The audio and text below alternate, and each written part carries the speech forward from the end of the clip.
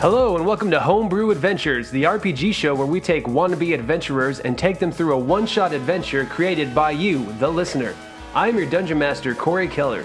Join me every episode where I take our group of heroes who like to dungeons and sometimes dragons, and we will see if they survive. Do they have what it takes? Is your adventure challenging? Let's find out on Homebrew Adventures.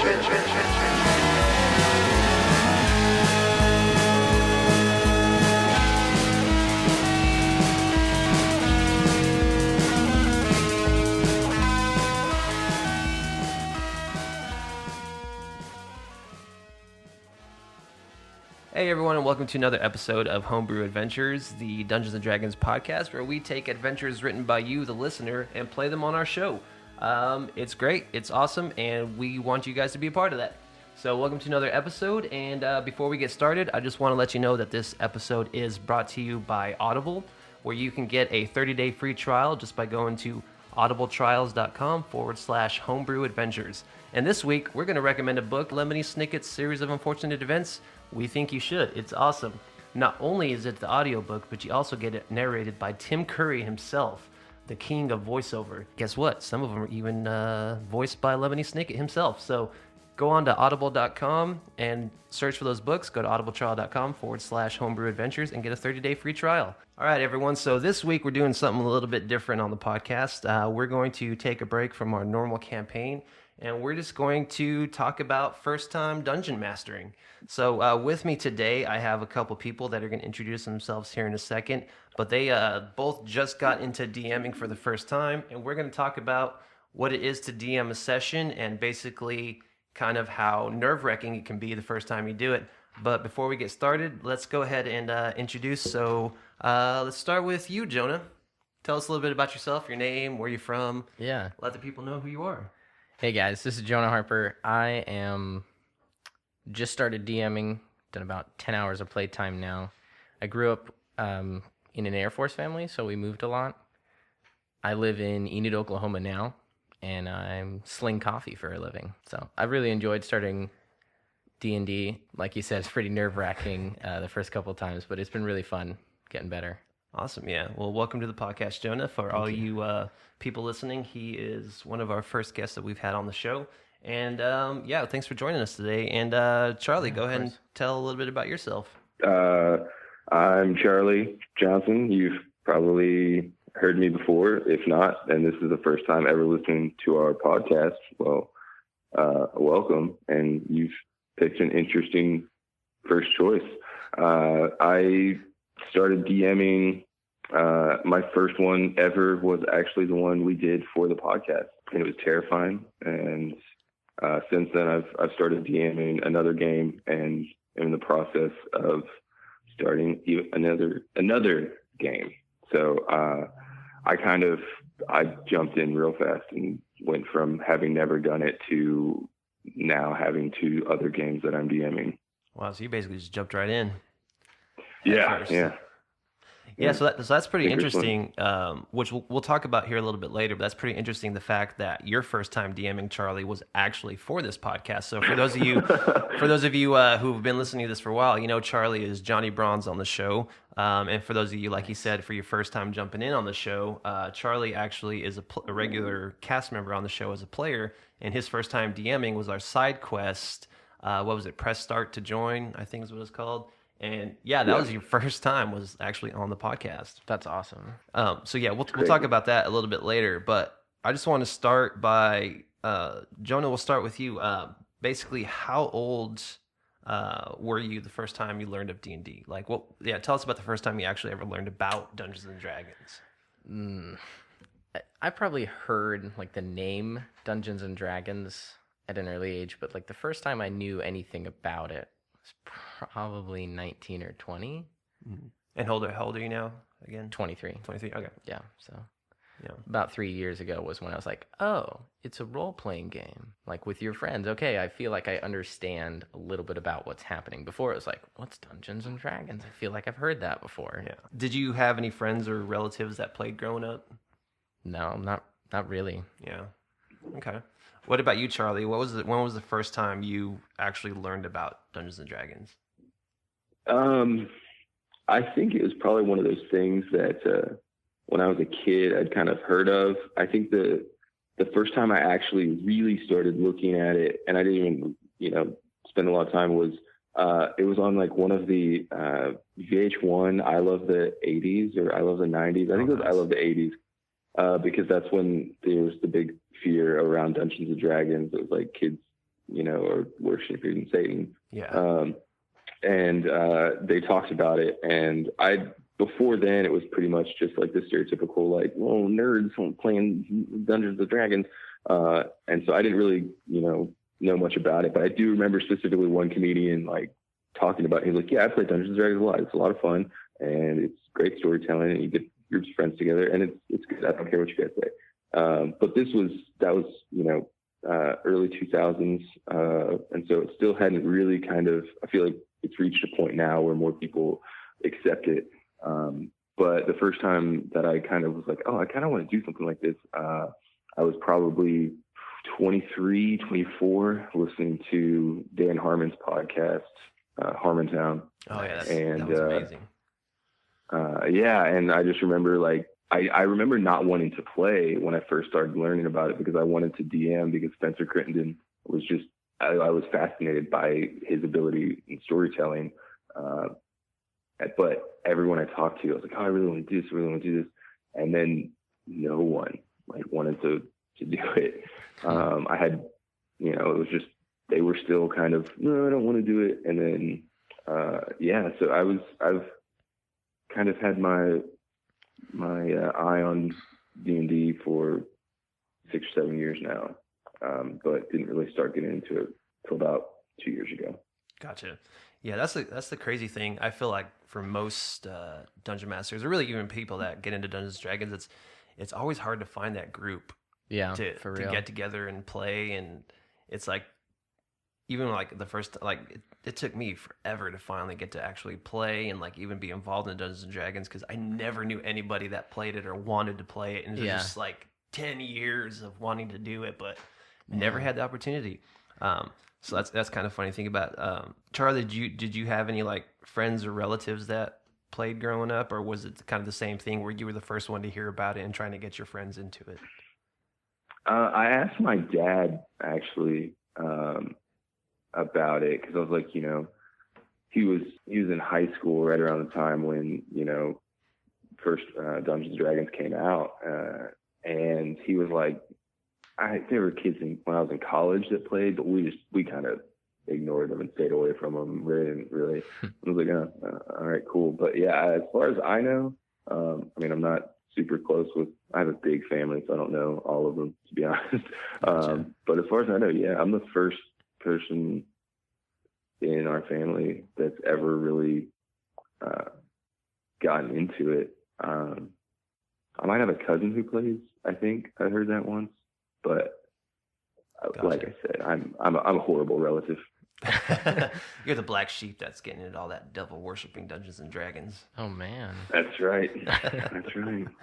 So you look at Dungeons and Dragons kind of when it first started, in the 70s, and then it started from war games into storytelling, and then you had the 80s where it was like in the mainstream, but not for a good reason, with the evils of Dungeons and Dragons. And then there was those years of silence with not so many people playing with Dungeons and Dragons because of all that. And now, you look at Dungeons and Dragons now with all the podcasts coming out, all the Twitch shows and YouTube channels, like it's back in the mainstream, and this time in a good way.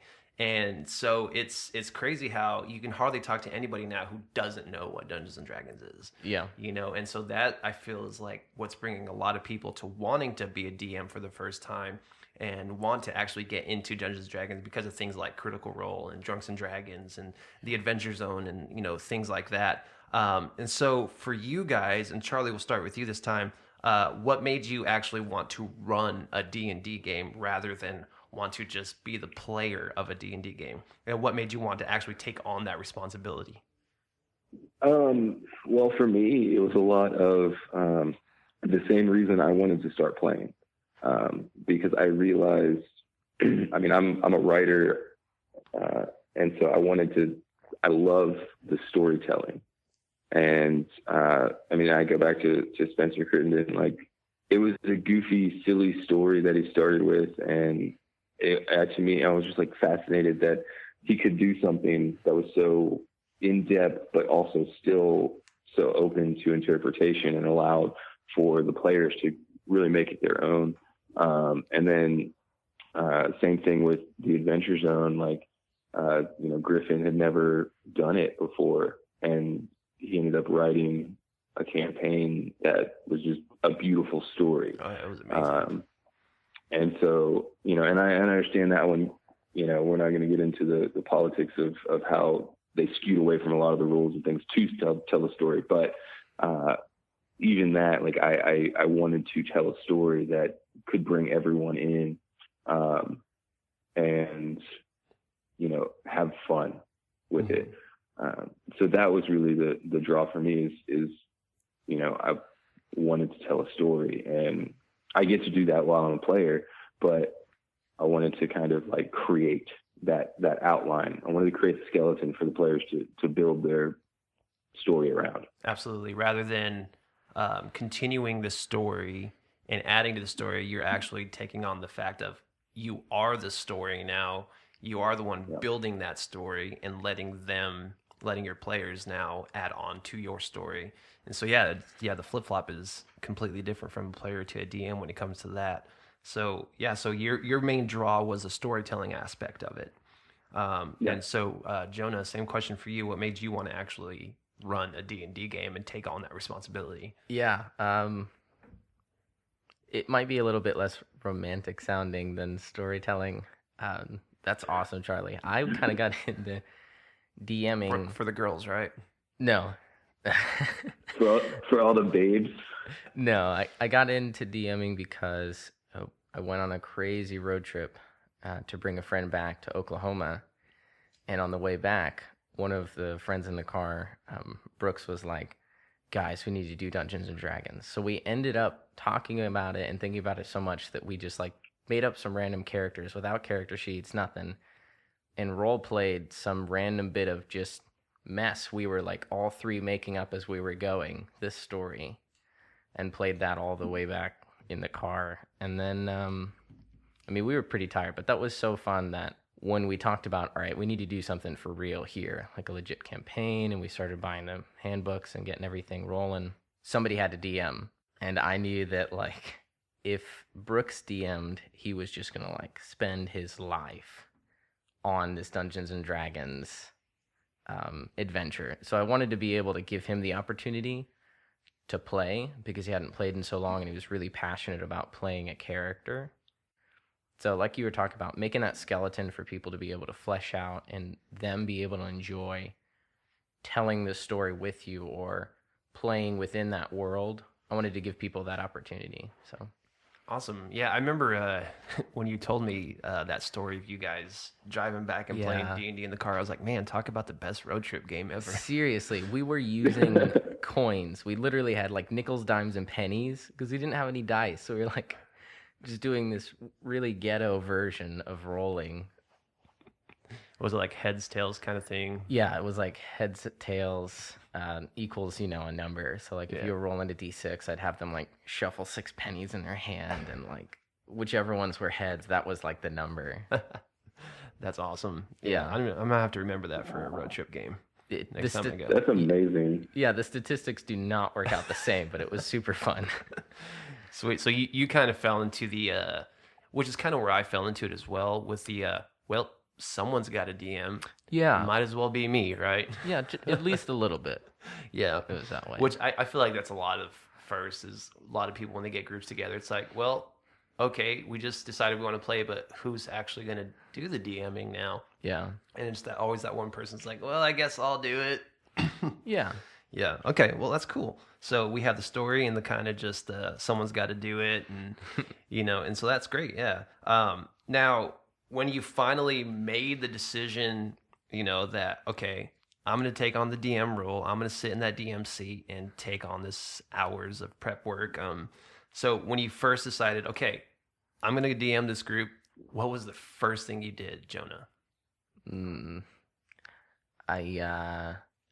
stole/borrowed my friend Brooks's player handbook. Yeah. So he'd already bought a player handbook, and I was like, yeah, I'm going to take this for a couple weeks because I knew nothing like about the game. Mm-hmm. So you started with the player's handbook and just kind of like, all Yeah. right, now I got to memorize all these rules. Yeah. All right. Charlie, what about you? What was the first thing you did when you realized, okay, I'm DMing a game? What was the first thing you did? Basically to prepare yourself for it. Well, yeah, because it was kind of an interesting process because, you know, I had the idea for the story, and I was like, oh, this is an idea. It'd be fun to kind of write this adventure, and so I talked to you, and I was like, oh, it'd be fun because then you'd get to play, and I knew you kind of fell into that, like, well, someone's got a DM. I was like, oh, it'd be fun to let you kind of do it, and I had the outline of what I wanted all in my head, and so the first thing I did was, honestly, I ignored it.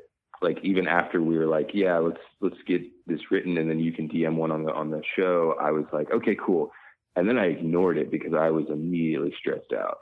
Like, it became real. It wasn't just this idea of like, oh, this could be something. That was like, yeah, get this done and we'll do it. And I was like, oh no. So I ignored it and then just opened up a Google Doc and wrote down everything that I had in my head first. And it was a big jumble mess. And I was like, well, I'll come back to this and organize it. And so, yeah, the first thing I did was freak out and then kind of let all the dust settle of all the ideas that I had and then formulate what I'm going to do. Nice. So, yeah. So you just basically immediately felt the pressure of everything about to come down. Yeah, because like you said, the difference between both of you is, Jonah, you had kind of a controlled environment for your first game, whereas just a bunch of friends sitting around the table. Oh, yeah. Where Charlie, your first DMing session was in front of a microphone for thousands of people to listen to. So there was the dynamic's kind of funny. Super casual. Yeah, no big deal. That's pretty awesome. But the funny thing about Charlie's is we got to edit his a little bit. I guess that's true. Yeah. So his got to be edited, but not in front of us, but for the rest of the world to hear. Yeah. All right, cool. Now back to you, Charlie. So you said you use like Google Docs and the Google Drive and stuff to kind of organize your thoughts, but when you realized, okay, I'm about to DM, did you look up like any blogs or like videos on YouTube for like tips on how to DM? Kind of. I'm on Reddit a good bit, and I get a lot of notifications about like DM tips and like DM stories. So I didn't research a lot of like how to run a game, because I have a tendency in my life to mimic a lot. Mm-hmm. And I was kind of afraid that if I looked up all these things, I would try to force it. And so I wanted to leave myself the option to kind of make it my own, which, yes, it did make it more stressful, but I also didn't want to be strong-arming the players with like, oh, well, I read this one tip that said, like, you know, if this happens, do this. And like, I want to make this happen, but now the players want to do this. And that's not what the thing said. So I'm going to try to make this thing happen. And so I looked up some stuff, but I didn't really want to overload my plans with how to run a good D&D game. Like, I wanted it to be, gotcha. I kind of fell onto my own experiences and knowledge of listening to other podcasts of other campaigns, and sort of just, I mean, it's probably the worst way to do it, of just like, let's just jump in, but that's how I handle a lot of things in life, for better or worse. And so my main thing was, I didn't want to be obviously just like, no, this is how it happens. Like, you guys are doing it wrong. Yeah, I don't want to railroad everybody. Yeah, and I mean, to be fair, my adventure that I wrote was kind of on rails for the most part, but you know, I wanted to leave that openness for the players, because, like I said, I know how I function, and a lot of times I didn't want that to happen. Gotcha. Yeah, and everybody's different. Everyone has their own style, has their way of learning and teaching, and so that's pretty interesting to know that you kind of just, just based off of former knowledge of what you've listened to and just dive right in. So that's pretty cool. I will say though that based off of that experience and running other games now, I think the reason I was able to do that more so was simply because the adventure we were playing was one that I wrote. Yeah, so that's true. Everything was, with the exception of like stat blocks, everything was from my mind. So it was already fresh for me. It was there, and I knew it. Now I kind of try to do that running game for my girlfriend's family, and that first session was, in my opinion, not very good because I hadn't done the research. So I kind of did everything backward because I wrote an adventure before ever DMing a game, and then DM'd it on a podcast before ever DMing.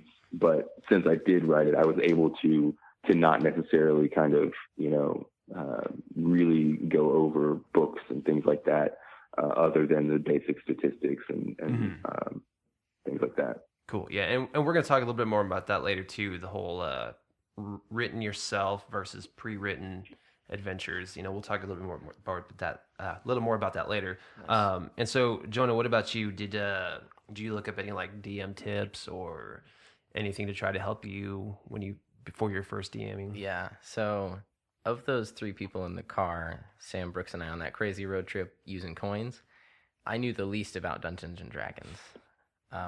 So you're the perfect candidate. Yeah, to DM exactly. Yeah. Exactly. I'm fresh, So I got their advice actually on so what should I listen to? What should I look up? So I listened to some Critical Role, and we listened to some Drunks and Dragons. And then I looked up, Sam sent me a link to Matt Mercer's series on YouTube. Is it GM tips? Yeah, GM tips. They were pretty cool. Appreciated those a lot. Most of it was vague stuff because I hadn't been playing for a while yet. It was okay, I think I know what he's talking about. But there were a lot of helpful things hey, relax, enjoy the game. If you want to let some of those cool factor things happen and then get back to the rulesy part of the stories, That was really fun to just feel okay, I can do this. We can tell a story, and the point is to have fun together. Yeah, absolutely. Yeah, and I feel because I've watched those Matt Mercer series too, and I feel those are a little bit more aimed to someone who's already running games but wants to get better. And a series that actually helped me because when I first started to DM, I'm a very much a learner as well, so I like to learn from other people. And Matt Colville has a series on YouTube where he talks about running D&D games and just he basically breaks apart Dungeons and Dragons and talks about every little aspect of it in hour-long videos. And so he's very informed. This is the guy who runs 6-7 games at a time for a lot of people. And so it was really cool to get a lot of tips from that. But I love the aspect of how you guys work it. How Charlie's just more of a. He just kind of took from memory, just jumped in, and then you talk with some friends and kind of figure that out. And so it's just cool to see how people work differently and take that information and stuff like that. And so that's pretty cool. And obviously, YouTube is a great resource for people that want to DM for the first time. Seriously. So those of you listening who do want to DM for the very first time, we have these 2 people here on the show who are talking about their very first experience because they're still fresh. Jonah, you're still not even a month into it, or maybe a month into your DMing? It's a little over a month, but like I said, it's 10 hours playtime. Yeah. And Charlie, how many hours have you logged so far? Probably about the same as Jonah. It's probably been about 10 hours. We've run 10 hours of actual DMing, and then probably another 4 of character creations for some of the group of people I work with who are wanting to play. Gotcha. So yeah, I'm still and that's not counting the podcast. However long that was, I blanked it from the stress.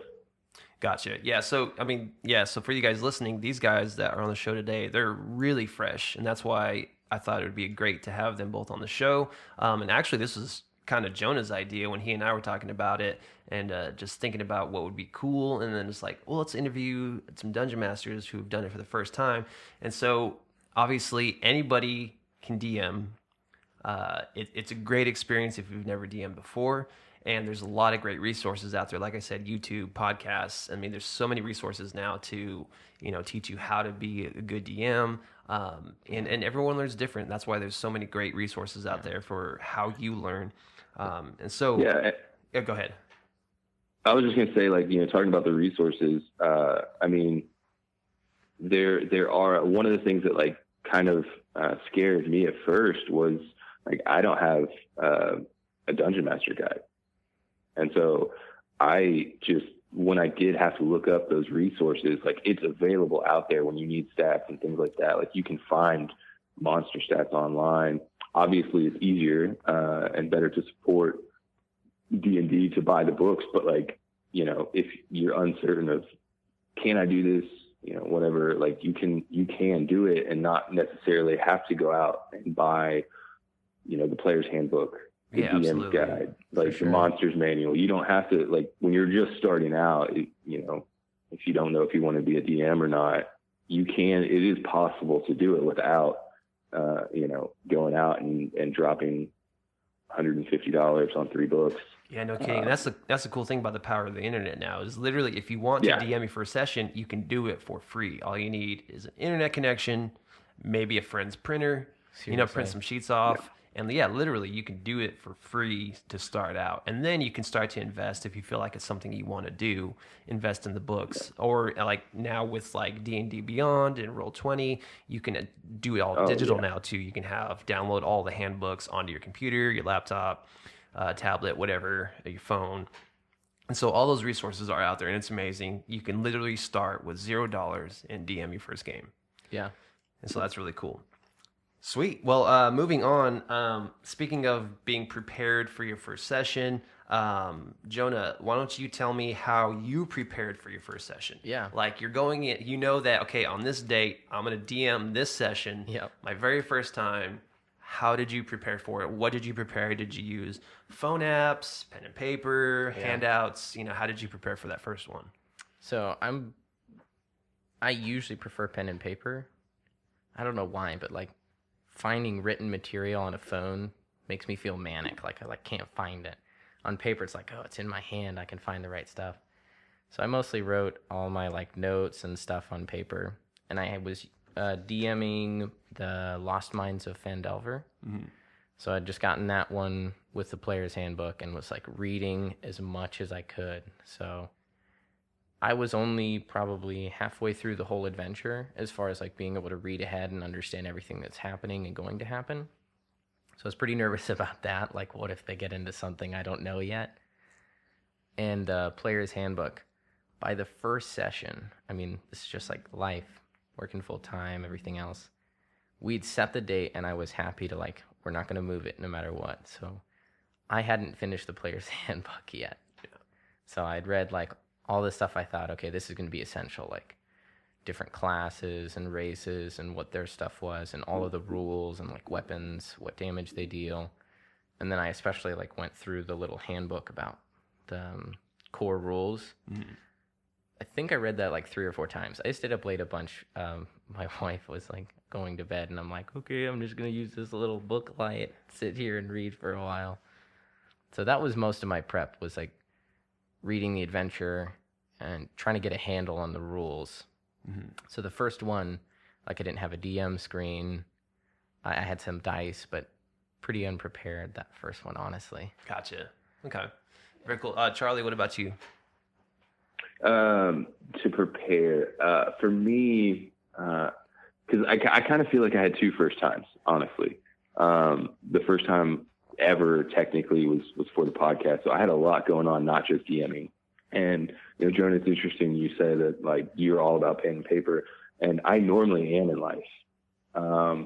But with D&D, I'm pretty much all digital. There you go. Which is, I mean, it's all personal preference. For me, I hate erasing things. And so if I'm digital, I can just like backspace and I'm good. So I didn't have a DM screen or anything either. I just had my laptop. But I had all that. I had written the adventure. The main thing I did to prepare was just kind of like, okay, try to relax. And ever since I was young, the way I prepare for stressful situations is to try to ignore it, because I had known the adventure, having written it, and I was like, I'm ready. But if I stress myself out, like, I'm going to be stressed while we're doing it regardless. It's not going to help me to stress out beforehand, because then it's just going to choke me up.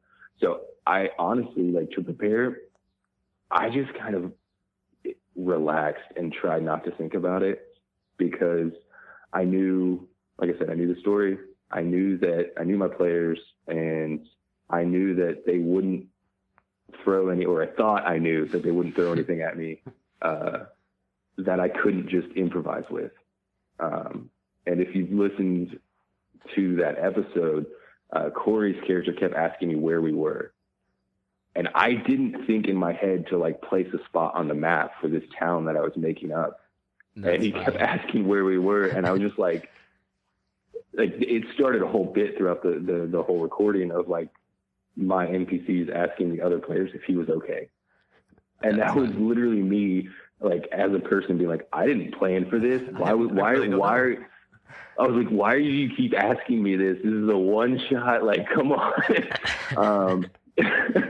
But it fit with his character. Now, my other time running the Mines of Phandelver, like I said, that first session, I didn't feel like it went as well as it could have.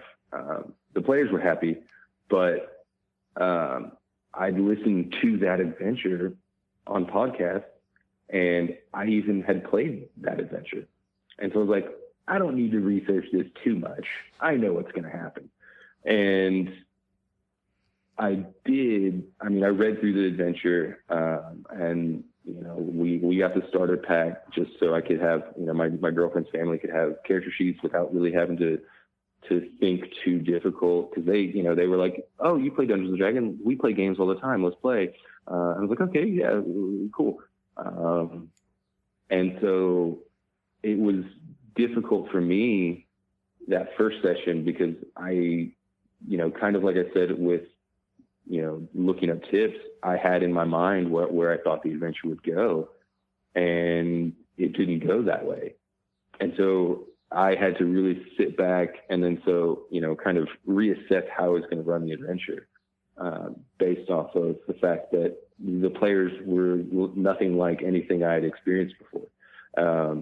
And so the second session was a lot better, because I went back and I really delved more into a lot more of the NPCs, and tried to forget as much as I could about the adventure, so that I could allow them to tell that story, Yeah, absolutely. So it was kind of had that twofold. Like, I feel like I had two first times. The one was the one that I wrote, and for the podcast, there's a lot of other things going on. And then, the more traditional, group of people around a table, with dogs barking in the background kind of thing. Absolutely. But yeah. Isn't it amazing how much you think you know where a session's going to go, but it never goes the way you imagine it in your head? Yeah. Yeah. Welcome to the life of a DM. Yeah. Yeah. All right. So that's awesome to see and hear about. Now we're still talking about the first session here. So that you guys, you just share a little bit how you prepared for that session. Yeah. But let's talk about, okay, it's now that time. You're at your first session. You're at the table. You're officially about to speak, to start the adventure. Yeah. How freaked out or excited were you, and what was going through your mind when those first words came out of your mouth for the first session? Yeah. Let's start with you, Charlie. I was terrified. I thought I'm going to ruin this podcast. Oh, no. Wait, I mean, pretty much almost did. Yeah, it was horrible. I remember thinking, I'm already sweaty. And I was like, okay, I'm excited. I'm scared. but let's just go ahead and get this over with, because I wanted it to be good. I wanted it to be fun, not just for the players, but for the listeners as well. So it was definitely but once I started, kind of like once I was able to, it was just like performance on stage. Anytime I've been on stage for anything, I immediately, like 2 seconds before getting out there, I just want to throw up and run away. But as soon as I start, I'm good. You start to feel and the so vibe. There you go. Yeah, and that's how it was running that first one. It was like, okay, I've been planning all of this stuff, but I haven't actually thought about the very first words I'm going to say, which was weird to realize in retrospect, that like I had everything planned out except my literal first sentence. Yeah, I mean, that sets the tone for the whole campaign. Yeah. That first sentence. Yeah, and once I got past that, I was like, okay, cool, I got this. But I was still nervous. Gotcha. All right. What about you, Jonah? Yeah, the first session was pretty rough in my opinion, but the players were also gracious. When we were starting, like I had just gone and worked out after driving into Stillwater. So I drive like an hour, hang out with some friends, I work out, and then we go to their house and we play D&D. So I was like finishing my dinner after working out and like trying to sort out, okay, mine's a Phandelver, here's my rule book, all of this stuff, getting it straightened. I think I talked in and sort of out of narration for probably 2 or 3 minutes before I was finally like, okay, I'm sorry, we're going to actually start. It was really weird. Sort of like I was starting by like trying to explain, and then I actually finally was like, okay, I need to stop and just really narrate. So, yeah. Man, yeah, seriously, the first, like, your first session, everyone's eyes are focused on you, and it's like, oh, crap, I have to lead these people now through a journey. And it's, because I remember the first time I started, I had a group of 4. My wife was in the group. This was before Charlie joined our group months before. And I remember, I'm pretty sure I stumbled through that whole, like, first paragraph I had written. And I was like, oh, I hope I said it all right, because this is kind of setting up the whole thing. And which, for me, I also ran Lost Mines of Phandelver for the first session, because it's a great starting adventure to run. That's pretty cool. But I remember I was just so stinking nervous. Yeah. And like I after that session, I couldn't remember anything that we did, because I was so just worried that I did a good job or not. That's funny. I don't get like viscerally nervous very often. So like I won't sweat very much. I won't shake or anything like that. But like inside, I'm like, I do not have enough prepared. This is going to be horrible. So yeah. And you learn later on that actually the less prepared you are, the better the session can be. I think the most surprising thing was like how gracious the characters were and that they still had fun. Yeah. Yeah. Absolutely. Yeah. If you have good players, then they can basically lead the story for you, and you just kind of just feed off of them, which brings me to my next point. So Jonah, how much improvisation did you end up doing, and did it surprise you how much you had to improvise? In the first session, I did a little bit of improvisation. It's continued to surprise me, like the choices that the players make on behalf of their characters and stuff. But I think the first time, like everyone was like, okay, we're just getting into this. So nothing was like really crazy, the first one. I did, for those who've played Minds of Phandelver or DM'd it, which I think us here at this little round table, that's all of us. Gundren Rockseeker, he shows up in Neverwinter drunk, is what I role played. So I really had fun, like throwing a Scottish accent, trying to make him seem drunk. He even paid them in advance for taking the stuff to Phandalin, which was pretty funny. They persuaded the drunk man to pay them early. Probably wouldn't be too hard to do, and he's plastered drunk. So yeah. So what made you choose to have him show up in Neverwinter like that? Yeah, mostly because a few of my players who like I was saying, Sam and Brooks knew more actually going in than I did. We're like, let's do the typical. Let's do like, we meet up in a tavern. And so at first I was like, no, I'm not going to do what you told me to, I'm going to do whatever the little book thing did. But I read the book and was like, okay, that is kind of, you're all friends just randomly. You all happen to be hired. It's like, okay, fine. So it was interesting that some of them were like, no, I don't want to go for Gundren Rockseeker. They like had to persuade one of the characters to go with them at the start of the adventure. Wow. Yeah, so they were having a lot of fun role playing for that first bit. So like the tavern scene, call it, was like 10 or 15 minutes of role playing. Wow. Just for everyone to decide, okay, yeah, we will take the cart down to Phandalin. It's like, if you don't, guys, I don't know what to do with the adventure. Literally, we're not going to play if you don't like, do this first thing. Okay, that's the end. We're done now. Yeah, if you give too many players choices, they'll choose the wrong thing. Yeah, but that was really fun to do that and kind of have an NPC show up so early and be able to improvise with him. Gotcha. Cool. And Charlie, you and I talk a lot about improvisation, especially like in playing and DMing and stuff. So I know that you love improvisation. And so how much improvisation did you end up doing for even the podcast episode and your sessions you're running now? And how much does it surprise you that you have to actually improvise? I'm an improviser. I love to do improv. And so the way I set up my adventure was, that I wrote was, I had the NPCs that, I was like, okay, they have this information. I don't know how I'm going to get to that information if the characters, for the characters to learn. And a lot of the information that I had set out, you guys didn't learn. And I was okay with that. Like, whenever I see in the book and like, any adventure where it's like things in quotes, that makes me nervous.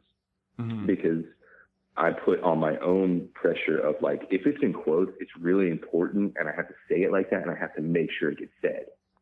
So I kind of fell back. I did an improv show years and years ago where it was kind of like a murder mystery dinner, but it was all improvised. And they were like, hey, here's some information that you need to somehow tell the audience.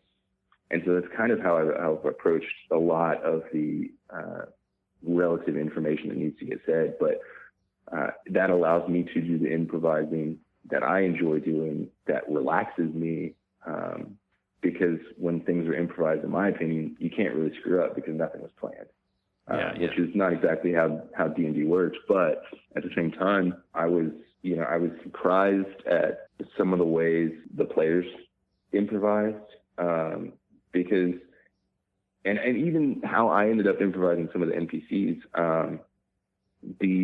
In our campaign that I ran for the podcast, the bartender, I ended up changing him literally right before I started.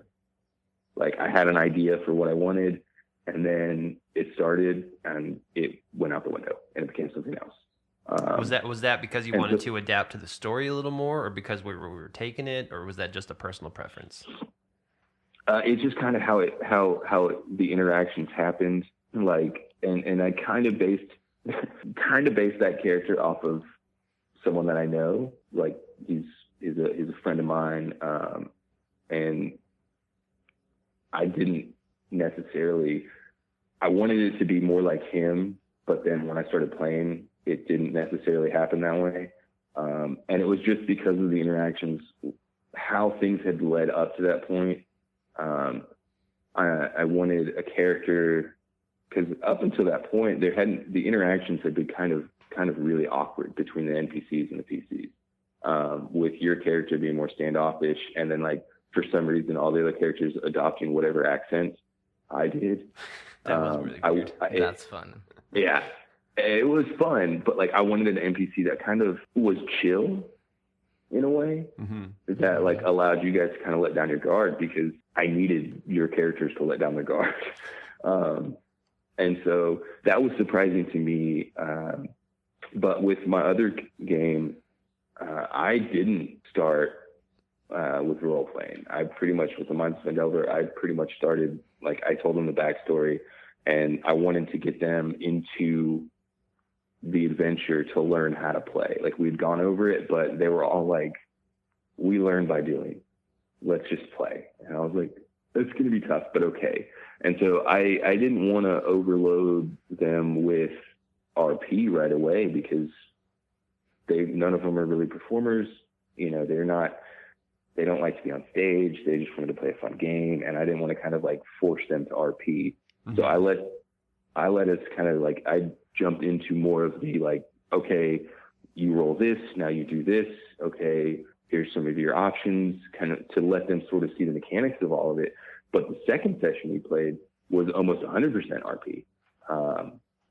And I mean, we played for 3 hours, nice. 3 or 4 hours. And, we only did one battle, one fight. And that was at the very end. Mm-hmm. Yeah. And it was just them walking around Phandalin talking to people, and they got really into it, you That's know, awesome. And a lot of the interactions took longer than I thought they would. But they kind of knew the mechanics already, and we've gone over all of that. And so the RP was a little bit easier for them. And I really ended up, with that, because I was like, they know the mechanics. Now they need to know that it's okay to really go all in with a character. Yeah. And so, I mean, I pulled out all my crazy voices that I could do. And I mean, it was really weird for me to be sitting there, with people who literally had no experience with D&D, and like, I'm trying to convince them, like, okay, no, but here's the thing, you're a halfling, like, you're a little person. You got to remember you you're have small. This going on. Yeah, and like, it was fascinating to me that like the people that I didn't think would get really into the RP really did. That's awesome. And so, like, yeah, it's kind of weird to be sitting at a table with your girlfriend's mom, and she's like going all in on being a halfling rogue, and you're just like, this is amazing. That's awesome. But yeah, it was the improvising aspect of it helped me, because once they got into it, I got into it, and then definitely having that mindset of yes and yeah, absolutely, everything better. That's awesome. And so piggybacking off of that, Jonah, as far as role playing, is that something you encourage in your group, and how much did your group get into the actual role playing aspect of your game? Yeah, I think different levels for different players. Yeah. Especially with my group, there are some people who, for instance, my wife is playing with us, and her character is a little bit shy of a character, but she, like, right out the gate was working on role playing where other people were still like, wait, what do I do now? Like, constantly out of character sort of stuff.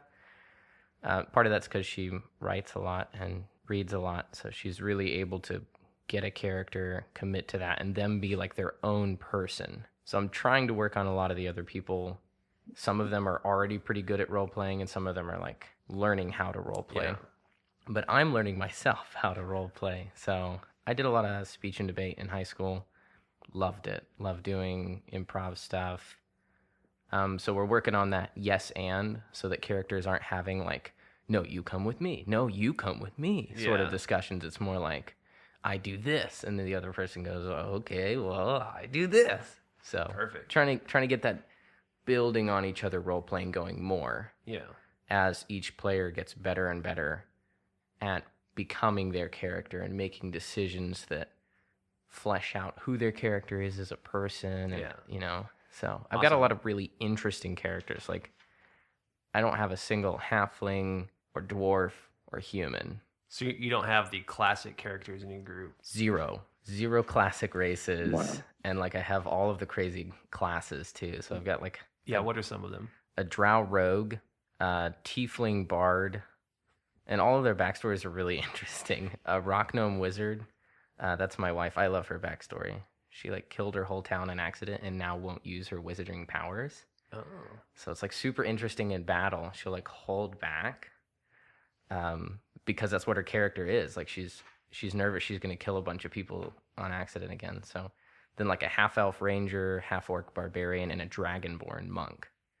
It's like all really intense, interesting races and classes. It'd be a very interesting group to see all at once. Oh my gosh. I didn't realize that the first time we were talking about this. Mm-hmm. The tavern interaction that I had a start on, if I'd have realized like how intensely diverse my characters were, I think I would have had like people in the tavern in town just flipping out. I know it's Neverwinter, so it's like a big coast town or whatever, but still, to see a drow and a dragonborn hanging out together, you know that's probably not good. Yeah, and then Tiefling Bard just up there singing, and everybody's like, whatever, it's cool. What about you, Charlie? Do you have any interesting characters in your girlfriend's campaign?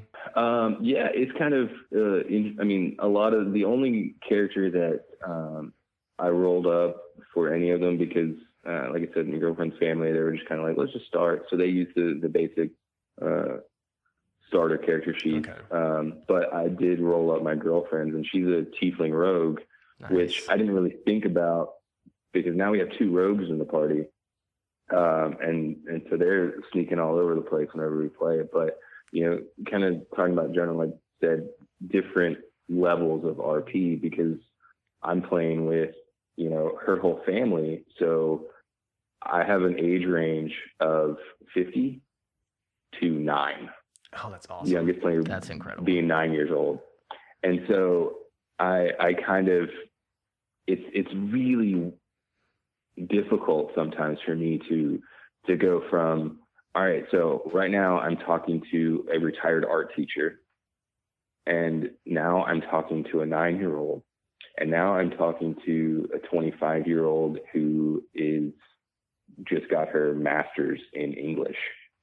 And so it's like, all right, this is a whole different thing. And I know that, we're RPing, but at the same time, their experiences make it different on how they're going to RP. Oh, absolutely. Yeah, for sure. And like, it was kind of weird. I realized like I maybe should kind of tone down some of the more aggressive aspects of D&D, but because I'm like, this girl's 9 years old and, all right. But I they've been very gracious and understanding, and it hasn't really been a difficult thing as far as like, making it okay, because while I don't get too in depth into, battles as far as like death and things like that go, she's getting it. And it's really great because our last session, she was like reading over her character sheet. The first time we played, she doodled a lot and basically just did the fights. But this last session that we did, she kept reading. She was like, hey, I'm a noble. I'm like, yeah, you are. She's like, that means people feel comforted by my words. And I'm like, oh yeah, that's right. I kind of forgot about that. And so I kind of reached out to her in the game and like really played that up so that way she kind of felt much more involved. Whereas awesome. My girlfriend's character is a tiefling rogue, and she's like, I don't really talk to people. Like she's an urchin, and so she doesn't trust anyone, and she's just like, I don't really talk. And I was like, well, I really want her involved too, even though her character is this. So like, almost feel like I have to be like 4 or 5 different types of DMs just to run this, but it really works in a weird kind of way because while everyone's so different, they're still a family. And so they know how everyone interacts and works and how they think. And it's me learning that as I go, which is a lot of fun to do. But, the weird RPing that I've heard of in other campaigns too is that people forget how basic conversations work. Yeah. And they just like get into a character, and like my girlfriend's dad, who is the dwarven cleric, like he's real aggressive, and he's got because he thinks dwarf, and he's like grumbly and rah rah rah. Like I don't think he said hello once. That's He just funny. goes straight into it. Like just go straight into it. Like, where's Cragmaw Castle? And I'm like, who are you? And and he's kind of just like, all right, I'm just gonna make it a character trait now, because he realized after the fact, he's like, yeah, I don't really talk well. And I'm like, it's really interesting to have a cleric be this just like rough and tumble, like Intrusive person. I'm kind of rude, yeah. And whereas the rogues are the ones who are like, hi, I just want to. That is interesting to think I'm that. so into. That's an interesting dynamic. It's been really fun to kind of see how those interactions have gone. But yeah, it's fascinating to me to see how people's minds work differently within role playing a character, because I would see it one way and they see it some completely other way. Oh, absolutely, yeah. What's in your mind's not in their mind. What about you, Jonah? Do you have any characters that don't have basic conversation manners? Yeah, one of them it's part of his character. So the Drow rogue like grew up on the streets. His parents it's a pretty dark, sad backstory. So I think he's chaotic evil, if I remember his alignment right. Yeah, I think that's right. Or he's like neutral, just like plain old nothing. So he does whatever he wants, and that's his character, right? So when they walk into like Lion Shield Coster, the first thing he does, not say hi to Lenini Greywind, is try and steal stuff like immediately. And that's like every interaction that he has. The first thing he tries to do is see if he can steal something or get something off of such and such person. So he's pretty bad-mannered, but I think that might just be part of his character. It cracks me up. He'll like immediately be like, and I'm rolling for dexterity to see if I can steal something. I'm like, you just walked in, man. Come on. You're not even going to check and see if anyone's watching. You just go straight for it. Just boom. I haven't even told him who's there. Just like, we're in the door. I'm stealing stuff. Just make it to where he gets caught a couple times. He gets thrown in jail and see how he changes it. Yeah, make some big consequences. Awesome. All right. All right. I'm going to ask you guys a few questions, just kind of a this or that type questions. So when it comes to story, Jonah, now that you've kind of DM'd a little bit, what do you think you're going to prefer more, a pre-written story, or are you going to try to work more on writing your own story? Writing my own, definitely. Writing your own. Why is that? When I have a pre-written, I feel like I have to know the whole world, right? So I'm not super familiar with the Sword Coast yet. And that's hard because I want to know like where everything is, and there's so much of somebody else's world you have to understand. But like Charlie was saying, if you got it in your head, if you've made this world, I feel like I'd be more comfortable leading adventurers through that and so when I do have to improv, it's like, boom. Yeah. If I have to make up a town, it's my world. I can make up a town, Yeah, absolutely. That sort of thing. Where within this other world, it's like, you know what? Hold on. I don't know if I can do that because the Sword Coast is already a thing. Mm-hmm. So there's already laws abiding in those areas. Finding that balance is rough when it's somebody else's world. Absolutely. So I'm excited to have kind of my own world to introduce them to. We'll probably still stay in like the Forgotten Realms. Absolutely. So. Yeah, and that's the thing. Like, yes, there's so many pre-written adventures out there, and it's awesome the fact that someone's already gone through all the trouble of writing all that out and creating these expansive worlds that you can take your characters through. But at the same time, there is a bit of paralysis, I feel like, with those, because it's like, all right, I just got this book of 300 pages of this adventure. Yeah. Wait a minute, I just have 300 pages of adventure now that I have to understand and get myself acquainted with and to lead them through. So, I mean, on the good side, it's already there written for you. You know what's going to happen. You know where the characters got to go, where the bad stuff happens. But at the same time, it's like, yes, now I have to actually know this whole thing before I can really start running it. And then, like you said, you have also the advantages of writing your own because it's your world. You're already acquainted with your mind. Yeah. I forget if Charlie or you, Corey, said this. One of you guys said something about now you are the story. Mm-hmm. And I really related to that statement. Just like if you're the intermediary between the PCs and the whole world, everything in it, the NPCs, the roads they're walking on, the trees, everything is you telling them what it looks like, who they're talking to, then you really do have to become that world. Yeah. Even for me, like I started with the Lost Mines of Phandelver because I wanted to get acquainted with how to DM. But literally the third session, I started writing everything from there on out. And now I've got this expansive storyline and, everything is still set in the Forgotten Realms. I've got all these great backstories and stuff that I'm still waiting for my characters to, explore and find out. And so, just real quick, what are those stories that you want your characters to find out? Why don't you delve into that a little bit? I don't really feel like I should tell that on this because there might be some players listening that are part of that group, Charlie. Or talking to you. Mm-hmm. Yeah. And just so everyone knows, in the story that I've, that I've been in the campaign that I lead apart from this podcast, which we haven't actually gotten together in a while to finish, but my players are in a bit of a predicament where death is on their doorstep. Oh, So wow. it's going to be exciting to see how they get out of that. That's fun.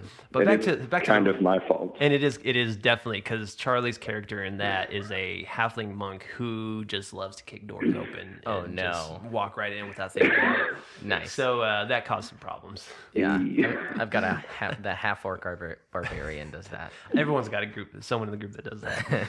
But yeah, seriously, like I love the fact of being able to write. Now I know a lot of people aren't writers, can't necessarily do that. So it is great that there are resources and campaigns out there, but you can also always alter even a little bit here and there to make it your own. That's the cool thing about Dungeons and 100%. Dragons is there are rules and there are worlds, but you don't always have to follow that. Okay, so yeah, now and Charlie, what about you? Pre-written or written? I will write my own for the same reasons of wanting to like having that world. I'm actually already currently writing 2 other campaigns. One that is a one shot, and then another that hopefully will be a full on like adventure.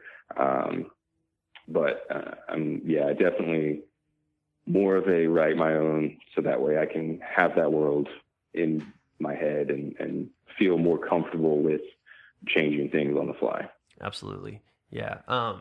And like I said myself, I definitely prefer written. Like I'm running 3 campaigns right now. One, which is the podcast, which I write a little bit of it here and there. We, on the podcast for you guys listening, we basically take adventures from like the Dungeon Masters Guild and people that have written the stories, and we play them on the show. But I'll still take those stories and write and add things and change things to fit kind of our general line of the campaign.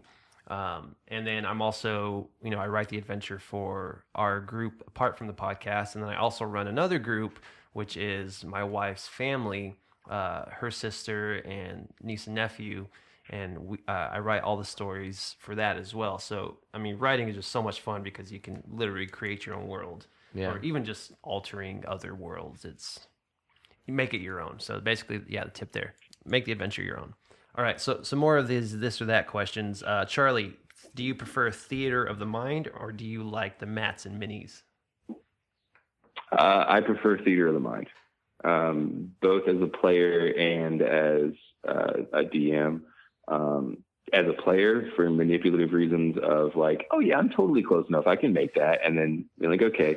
But as a DM, because for me, it's all about having a good time, make sure the players are having a good time. And especially with new players, there's nothing more frustrating than a player who's like, okay, I've got this, I'm going to do this. And then you're like, well, actually you're not close enough. Mm-hmm. And, when you have the map laid out and you have those like, oh, well, you're, 8 squares away or whatever. So I kind of, whenever I DM, I like to do it all theater of the mind. I don't know if my players like that, but they seem to, because I like the ability to give myself the option to either make an encounter easier or harder based off of distance. Gotcha. Which is something that in theater of the mind, it's a little bit easier to play off of than it is when you've got the grid right in front of you. And now I know that like for more hardcore players, and it's a grid, is beneficial with when you really get down into like, oh, well, your speed's only 30 and they're 40 feet away. You can't get there. But I like the flexibility of the theater of the mind for that purpose. Absolutely. Yeah. What about you, Jonah? Theater of the mind versus mats and minis? So far, I have no mats and no minis, so we've been sort of de facto theater of the mind, and that's been all right. For beginning, I would really like to have at least for combat, maybe. Mm-hmm. Some of those combat encounters in Phandalin and on the road have been tough to be like, okay, I gotta like, where were you? Okay, where are you? So I've been using a lot of like, we talked about this, cards and other stuff to get like combat order and everything else really clear for everyone to see. Absolutely. But I would kind of like to do some sort of hybrid where I'm not relying upon the mats and the minis constantly to where everyone's like, oh my gosh, really? Yeah. Like, no, you can't walk from this store to that store that fast, that sort of thing. But have a little bit more structure so they have enough structure to roam around in that theater of mind. Absolutely, yeah. See, like myself, I definitely prefer, if I had my way, I would probably do it 100% theater of the mind. I just love the whole just immersing yourself in your imagination and picturing it all yourself. But at the same time, you have, like, I go off of what the players want to. So, like, in the sessions that I run, they like for combat to have that grid out. They like those minutes because they like to actually see what's going on, which at the same time, it keeps everyone on the same page, for sure.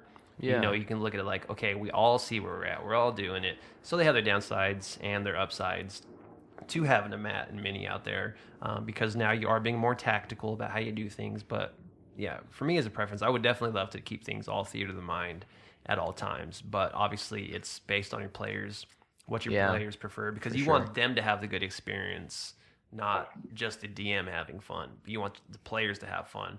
And so we found a good balance to where it's theater of the mind, except for battles. There you go. Battles, but even on the podcast, we typically run theater of the mind because it's not a visual podcast; it's all audio. So we don't really have a battle grid on our table while we're recording. So everything is done off of theater of the mind. I just keep like a little map or something in my notes that I can at least keep track of some of what's going on. Perfect. But yeah, I will say that I was gonna say I keep a map like in my notes just to help me describe things to the players. But thankfully, my players have really like been able to. I mean, normally they'll be like, okay, and where are they again? And where am I? Okay, got it. And then they know what to do, and they generally always have that idea of like where they are. They just want reassurance. Absolutely. And so. Yeah, and I'm sure like once you get to like 6 or 7 people at your table, you're probably going to need a mat or something to keep track, because that's a lot of people. I got 6 people, and it's especially tough. if they all spread out, and you're like, oh, okay, I don't remember who was by what. Yeah. Absolutely. All right. So, so the best thing about being a DM is a lot of times you get to hide behind a screen. And so your actions are typically unknown to your players. So something I do a lot, and a lot of DMs I know that do a lot is, and there's always been a debate about this, about fudging die rolls. Do you do it or do you not do it? Do you fudge the rolls for a better player experience, or do you just, nope, you're at the mercy of the dice gods and you just got crit hit when you only had 1 health point left? It doesn't matter about the story. So for you guys, Charlie, we'll start with you. How often do you fudge die rolls? Fudging die rolls, man, I can't necessarily say that like I've fudged die rolls that much. There's definitely been times where I was like, okay, well, I'll just forget to add their bonus to the damage. So they're still taking damage, but they're not taking as much.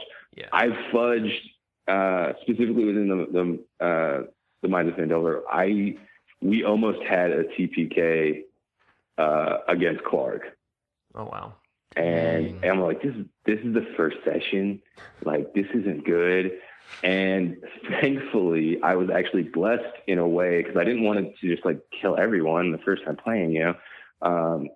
He rolled a critical fail, and I didn't have to fudge it because I was like right there. But I did kind of like make the consequences more, and then really adjust that story to where I ended the battle, because they would have all died, and I didn't want that to happen for the players. Because again, it's like making the best story. So it wasn't necessarily fudging the die roll, but like I made his consequences much harsher on a critical fail, because his wolf had already killed one of the members, or put below 0, so she was unconscious. Everyone else is at like 2 hit points or something like that, and there's hardly any damage done. Like no damage to Clark yet, and the wolf had only taken like 1 hit. Thankfully, I rolled a critical fail, and then I rolled damage against the wolf. And so it was like, okay, he swings at you but misses, and the wolf is right there, so he hits the wolf, and like did max damage against the wolf. And I was like, oh boy, okay, the wolf dies, and Clark is upset, and he stops fighting and wants to die. And so I definitely kind of adjust things, but I'm not necessarily fudging so much on the rolls themselves, but more of like the modifiers and things like that. Gotcha. Yeah. And you, Jonah? Some of my adventurers might listen to this later, so one of them is listening to it right now.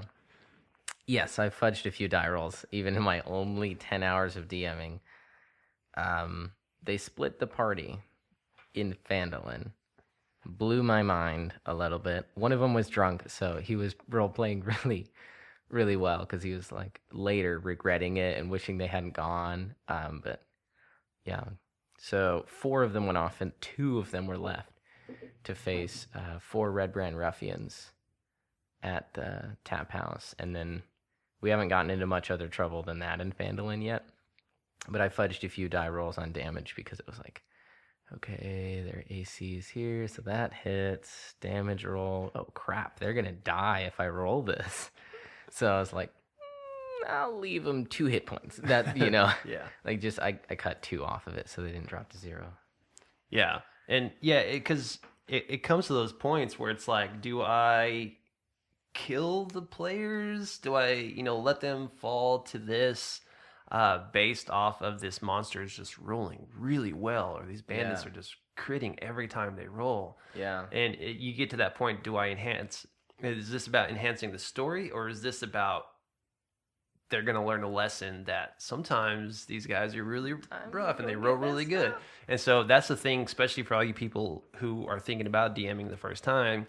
It's okay to be lenient with your dice rolls, I believe, because not everyone needs to die right away, especially on their first sessions. Or at least, find a way to be lenient. Like Charlie was saying, I don't fudge die rolls, but, when the opportunity arises in the roll to kind of, all right, Clark goes ahead and accidentally kills his wolf. You go for it for the sake of the story and the characters actually get into play. Yeah. That's kind of, I guess, the psychology behind me fudging a few rolls has been like, well, you know what? We're going to hurt him, but we're not going to kill him right off. The only time that I was like, they're going to get it, is when the barbarian, so we made it to Cragmaw hideout. And everyone's like, okay, it's time to run. They reached a point in the battle where they don't have enough people, they don't have enough power. They realize they're just going to get demolished. One person chose to be like, no, I'm going to hang out by myself and fight off these 8 goblins and 3 wolves. I let him have it. It was like, It's like, okay, you made this choice. It was like, this is all on you. You've been warned. There will not be mercy on the die rolls at all. That's awesome. Yeah, sometimes. Yeah, I guess sometimes you need to learn the hard way as well. Yeah. I mean, I've definitely fudged a lot. Little behind the scenes, I've fudged on this podcast before with some die rolls and some storyline stuff. But hey, I'm all about making the player experience better, and so sometimes I don't want someone to die for the sake of someone rolling really well, or like Charlie said, not necessarily fudging the die roll, but fudging a situation. Yeah. That would just be almost unfair and unbearable because someone's just somehow rolling so good, or the players are just rolling so bad in a encounter that should be so easy that it was like, I'm going to throw this little encounter in to maybe just kind of give them a little hiccup, but then they keep rolling fails, and it's like, oh my gosh. So, okay. So, all right. So before we finish this out, why don't you guys share a story from your session that stood out to you that was just, okay, this is why I'm a DM. This is awesome. So whoever wants to go first, if you have a story you want to share from one of your sessions. Well, I can, Charlie, you mind if I jump in? No, yeah, please, because I'm thinking. Yeah, go for it. Okay, so I am thinking about a story in Phandalin. They've all showed up. They already got paid by Gundren Rockseeker, so they're kind of trying to manipulate Elmer Barthen to see if they can get anything. And it was right after that they split the party. And that was probably one of the most surprising moments for me. But 2 of them went to the Shrine of Luck, and the other 4 went over to the Lion Shield Coster. So they're like right across from each other, but they can't really see each other at the moment. And the moment Lenini Greywind like offers these 4 players 50 gold pieces, I think is what it was, for retrieving some of her goods back off a Tribord trail, they jet like that. And I don't remember if I made them roll to see if for stealth if they avoided the other 2. I think the other 2 had already gone to the tap house, so they were just gone. The other two were like abandoned. And that kind of blew my mind. That was a fun part of the story where I was like, oh my gosh. They're going to learn quick that you never split the party. Never split the party. Yeah. So that was really fun, them just rolling out of Phandalin. Have they gotten to where they've felt the consequences of that yet? One of them, the barbarian, who on top of that decided not to leave a battle that was obvious he needed to run away from at that point. The others are now kind of stranded off a Tribord Trail, minus one person up near Cragmaw Hideout. So this is going to be really interesting next session. Gotcha. All right, Charlie, did you think of one? Yeah, I the interactions, it honestly, like for me, there hasn't been a moment in game. I mean, like it's fun and I enjoy it, but here recently, the thing that kind of made me like think, okay, maybe I'm not garbage at DMing and this is a lot of fun. With my girlfriend's campaign that I'm running, apparently her sister, her little 9-year-old sister, her mom was putting her to bed, and she was like, hey, can Charlie come over every weekend so we can play D&D? That's awesome. And That's really sweet. I was like, man, that's really cool because, you know, for one, I was really worried that she was even enjoying it just because, you know, it like I'm splitting such an age gap between everyone and trying to make it enjoyable for everyone to where it's not just, you know, like a game for a 9-year-old, but it's also just not a game for an adult. And I was worried that I was skewing more toward not making it enjoyable for her. But yeah, she was like, can you come over every weekend so we can play D&D? I really like it. And like, that was kind of just like a moment for me where I was like, that's really cool because the interactions within the story and playing have all been great and have been fun. You know, it's been scary at times. It's been, you know, enjoyable or laughing. But that moment of like when my girlfriend was like, yeah, she really wants you to come over this weekend so we can play D&D again. And, you know, unfortunately, I don't always have a weekend free to do that. But, you know, like, that was kind of a moment for me of like, yes, this is really cool that I'm doing this. And so I've started researching like single games that, you know, my girlfriend and her sister can run, you know, where it's just them kind of playing if I can't make it, because she's really enjoying the whole role playing and like getting into characters and figuring out the story. You know, because they play a lot of games, but it's like Monopoly and Clue and other, you know, games, and they're a family of gaming in that kind of sense. But I think this is the first time where she's been like, kind of felt like she's building the game with us, you know? Mm-hmm. And so that to me was probably the moment of like, okay, yeah, I'm really glad I'm doing this. That's awesome. That's really cool to hear. That story building element can be pretty captivating. I think maybe that's part of why it's so positive now. Like you were talking about back in the mainstream Dungeons and Dragons, you know, when I tell people, you know, like, what are you doing Monday night? I'm like, oh, I'm DMing. They're like, oh, Dungeons and Dragons? People are like excited to hear about that. There's this really sweet, captivating thing about telling a story together. Absolutely. That's definitely the best part. It's awesome. All right, so now looking forward to, you know, we've discussed all this stuff about your first time DMing and, you know, what you went through, how you prepared and all this stuff. So now looking forward to like your next session and your sessions from here on out. Are there anything you're going to start improving upon? Maybe like your setup, how you're planning? Are you learning things now that, okay, I need to improve on this for my setup? And what would those be? Yeah, so my adventurers maybe could listen to this podcast and tell me if they think what I'm improving is accurate, if there's other things I'm missing. But every session so far has felt like, okay, we're getting a little bit better, both on my side and on the role-playing side. So I've been using a lot more visual aids as far as like, okay, what action can I take in battle, and putting things up on the DM screen to help myself about like, okay, if they do this action, these are the things that they have to do next. so that I'm never like, wait, hold on, do you roll a d20 or so? Getting all of those things straight has been really helpful. The next thing I really want to do is start writing my own, or if I'm still stuck in mostly Minds of Phandelver, making it my own. Yeah. So that's what I'm excited about Awesome. next. Yeah, you'll have to let us know how that goes. Yeah, for sure. Charlie, same question. The thing that I'm looking forward to getting better at is just having an encyclopedic knowledge of encounters and things, similar to what Jonah said, just not having to worry about like, oh, do I roll this? I gotta look up this. Oh, I got to figure this out.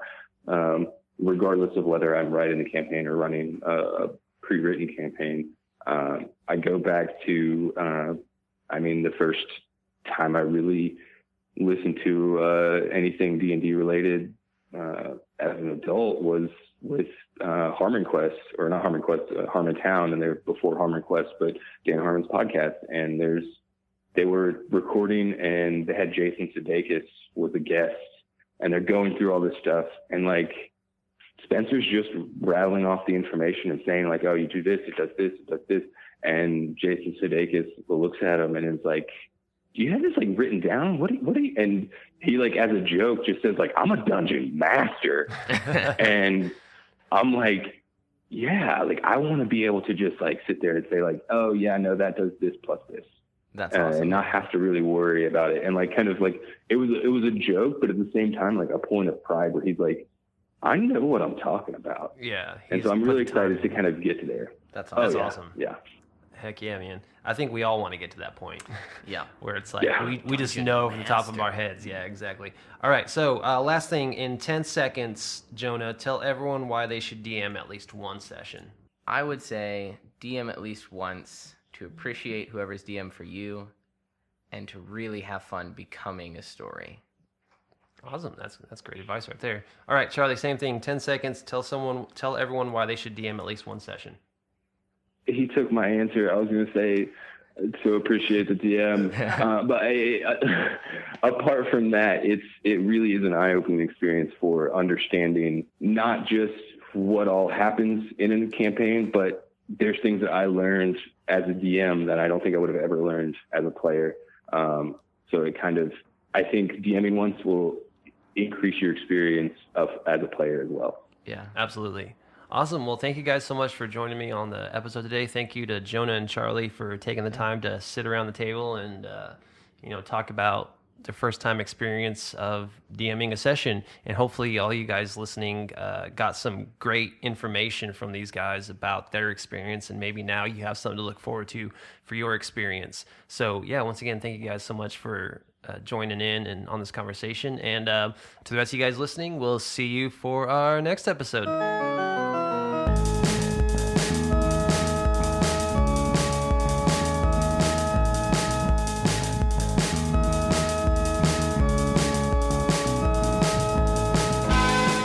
Thanks for listening to this episode of Homebrew Adventures. Don't forget you can follow us on all our social media. That's Facebook, Twitter, Instagram at HBA The Podcast. You can also check out our website, hbapodcast.com, and you can always email us your adventures at hbapodcast@gmail.com.